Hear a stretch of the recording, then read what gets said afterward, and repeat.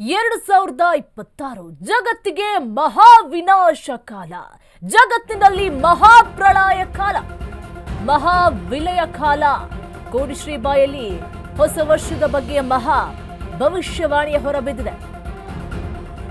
2026 ಜಗತ್ತಿಗೆ ಮಹಾ ವಿನಾಶ ಕಾಲ ಅಂತ ಹೇಳಿ ಭವಿಷ್ಯವಾಣಿಯನ್ನು ನುಡಿದಿದ್ದಾರೆ.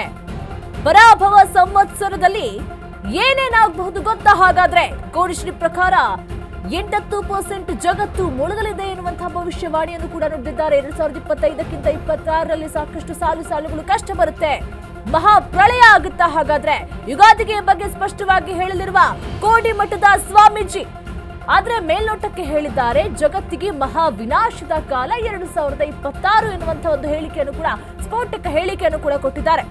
ಇದು ವಿಶೇಷವಾಗಿ ರಾಜರು ಮಹಾರಾಜರು ವ್ಯಾಪಾರಸ್ಥರಿಗೆ ಅನ್ವಯ ಆಗುತ್ತೆ. ಸಂಕ್ರಾಂತಿ ಕಳೆದ ಮೇಲೆ ಈ ವರ್ಷದ ನಿಖರ ಭವಿಷ್ಯವನ್ನ ಹೇಳಬಹುದು. ಸಂಕ್ರಾಂತಿ ಫಲದಲ್ಲಿ ಸೂರ್ಯ ಉತ್ತರಾಯಣ ಕಡೆ ಹೋಗ್ತಾನೆ ಎನ್ನುವಂತ ಮಾತನ್ನು ಕೂಡ ಹೇಳ್ತಾ ಇದ್ರೆ, ಜ್ಯೋತಿಷ್ಯ ಭವಿಷ್ಯದಲ್ಲಿ ಒಂದು ಸಂಕ್ರಾಂತಿ ಫಲ ಇರಲಿದೆ, ಮತ್ತೊಂದು ಯುಗಾದಿ ಫಲ ಇರಲಿದೆ ಎನ್ನುವಂತ ಭವಿಷ್ಯವಾಣಿಯನ್ನು ಕೂಡ ನುಡಿದಿರುವಂತದ್ದು. 2026 ಜಗತ್ತಿಗೆ ಮಹಾ ವಿನಾಶ ಕಾಲ ಎನ್ನುವಂತ ಮಾತನ್ನು ಕೂಡ ಹೇಳಿದ್ದಾರೆ. ಲಕ್ಷಣ ಇದೆ. ಈ ವರ್ಷ ಬಹಳಷ್ಟು ಕಹಿ ಘಟನೆಗಳು ಬಹಳಷ್ಟು ಜನರಲ್ಲಿ ಆಗಿ ಹೋಗಿದ್ದಾರೆ. ಇದಕ್ಕಿಂತ ಕಷ್ಟ ಆಗುತ್ತೆ ಮುಂದೆ 26. 25 ನಡೀತಲ್ಲ, ಇದಕ್ಕಿಂತ ಕಷ್ಟ ಆಗುತ್ತೆ. 80% ಜಗತ್ತೇ ಮುಳುಗಿ ಹೋಗೋ ಲಕ್ಷಣ ಇದೆ. ಈ ವರ್ಷ ಬಹಳಷ್ಟು ಕಹಿ ಘಟನೆಗಳು ಬಹಳಷ್ಟು ಜನರಲ್ಲಿ ಆಗಿ ಹೋಗಿದ್ದಾರೆ. ಇದಕ್ಕಿಂತ ಕಷ್ಟ ಆಗುತ್ತೆ ಮುಂದೆ 26. 25 ನಡೀತಲ್ಲ, ಇದಕ್ಕಿಂತ ಕಷ್ಟ ಆಗುತ್ತೆ. 80% ಜಗತ್ತೇ ಮುಳುಗಿ ಹೋಗೋ ಲಕ್ಷಣ ಇದೆ. ಈ ವರ್ಷ ಬಹಳಷ್ಟು ಕಹಿ ಘಟನೆಗಳು ಬಹಳಷ್ಟು ಜನರು. ಇದು ಜ್ಯೋತಿಷದ ಭವಿಷ್ಯದಲ್ಲಿ ಹೆಂಗೆ ಅಂದ್ರೆ, ಒಂದು ಸಂಕ್ರಾಂತಿಯ ಫಲ, ಇನ್ನೊಂದು ಯುಗಾದಿಯ ಫಲ. ಸೂರ್ಯನನ್ನ ಮೊದಲು ಮಾಡೋದು ಒಂದು, ಚಂದ್ರನ ಇಟ್ಕೊಳ್ಳೋದು ಒಂದು. ಈ ಸಂಕ್ರಾಂತಿ ಫಲದಲ್ಲಿ ಸೂರ್ಯ ಉತ್ತರಾಯಣ ಕಡೆ ಹೋಗ್ತಾನೆ. ಇದು ವಿಶೇಷವಾಗಿ ರಾಜರಿಗೆ, ಮಹಾರಾಜರಿಗೆ, ದೊಡ್ಡ ದೊಡ್ಡ ವ್ಯಾಪಾರಸ್ಥರಿಗೆ, ದುಡಿಮೆದಾರರಿಗೆ ಬರುತ್ತೆ. ಹೀಗಾಗಿ 14 ಸಂಕ್ರಾಂತಿ ಕಳೆದ ಮೇಲೆ ಈ ಭವಿಷ್ಯವನ್ನು ಹೇಳ್ಬೋದು.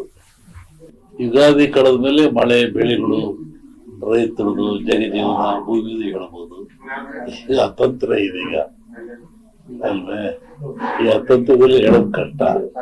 ಇದು ಜ್ಯೋತಿಷದ ಭವಿಷ್ಯದಲ್ಲಿ ಹೆಂಗೆ ಅಂದ್ರೆ, ಒಂದು ಸಂಕ್ರಾಂತಿಯ ಫಲ, ಇನ್ನೊಂದು ಯುಗಾದಿಯ ಫಲ.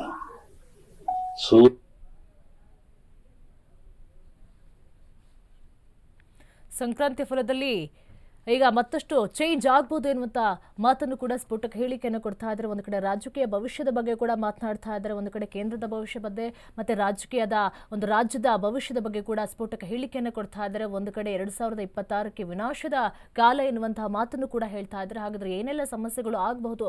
ನಿಜಕ್ಕೂ ಕೂಡ 2026ಕ್ಕೆ ವಿನಾಶ ಕಾದಿದ್ಯಾ? ಹಾಗಾದ್ರೆ ಕೋಡಿ ಶ್ರೀಗಳ ಭವಿಷ್ಯವಾಣಿ ನಿಜವಾಗುತ್ತಾ ಅನ್ನೋದು ಕೂಡ ಕಾದು ನೋಡಬೇಕಿದೆ. ಕೋಡಿ ಶ್ರೀ ಅವರ ಬಾಯಲ್ಲಿ ಹೊಸ ಹೇಳಿಕೆಗಳು, ಸ್ಫೋಟಕ ಹೇಳಿಕೆಯನ್ನ ಕೊಡ್ತಾ ಇದ್ದಾರೆ. ಹಾಗಾದ್ರೆ ಎಷ್ಟರ ಮಟ್ಟಿಗೆ ನಿಜವಾಗುತ್ತೆ? ಅದು ರಾಜಕೀಯ ವಿಷಯದಲ್ಲಿ ಆಗಿರಬಹುದು. ಈಗ ಒಂದು ಪ್ರಪಂಚದ ಭವಿಷ್ಯವಾಣಿಯನ್ನು ಕೂಡ ನುಡಿದಿರುವಂತದ್ದು, ವಿನಾಶದ ಕಾಲ ಎನ್ನುವಂತಹ ಎಚ್ಚರಿಕೆ ಗಂಟೆಯನ್ನು ಕೂಡ ಕೊಡ್ತಾ ಇದ್ದಾರೆ. ಹಾಗಾದ್ರೆ ಯಾವುದು ನಿಜ ಆಗುತ್ತೆ, ಯಾವುದು ಸುಳ್ಳಾಗುತ್ತೆ ಅಂತ ಹೇಳಿ 2026ರ ನಂತರ ಕಾದು ನೋಡಬೇಕಿದೆ.